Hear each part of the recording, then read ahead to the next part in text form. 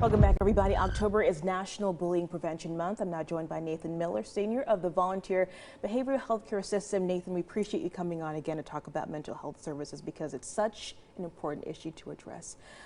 When it comes to bullying, what are some of the main signs that parents, guardians, adults should be looking for when it comes to children and teenagers? Well, a lot of times look for changes in behaviors.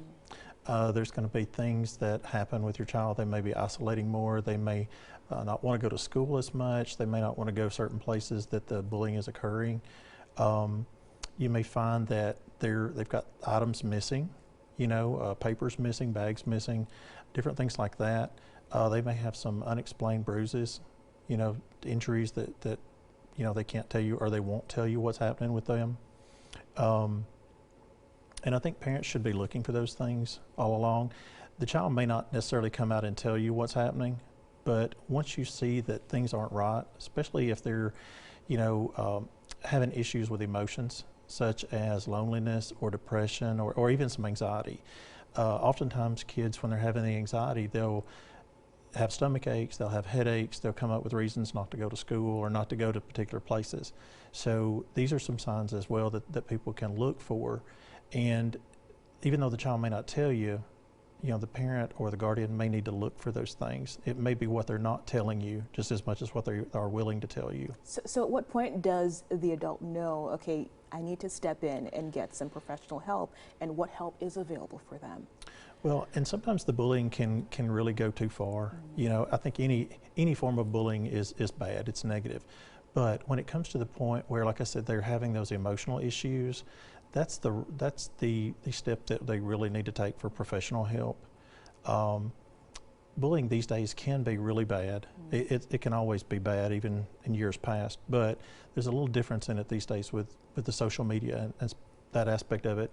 But like I said, with the emotional portion, you may have a child that actually is so stressed and so worried that suicidal speech comes into play or suicidal thoughts. And we have children that have those thoughts, and we've had children that have actually carried through with that at a very young age, just due to this type of behavior and this thing that they're going through. It's so heartbreaking. And so, and I think it seems to us, just from watching and from hearing from people in the community, that it seems like it's happening more often. But are you actually seeing it happen more often, especially with the advent of social media? Well, I think social media has definitely added, an aspect of that to it. I'd say it has added to the increase in it. Okay. But as well, it's just a different way of conveying the bullying these days with social media. Used to, years ago, before social media, kids had a break. Nowadays, social media is another way to spread that. It doesn't just stop when the child comes home from school or from that activity that they're being bullied at. It follows them into the home these days. It's 24/7, 365. So, that's another thing that parents need to look for and be careful of is monitor their social media if you can, see what's out there, see what that child is going through. Okay, and I see we have some resources on our screen right now.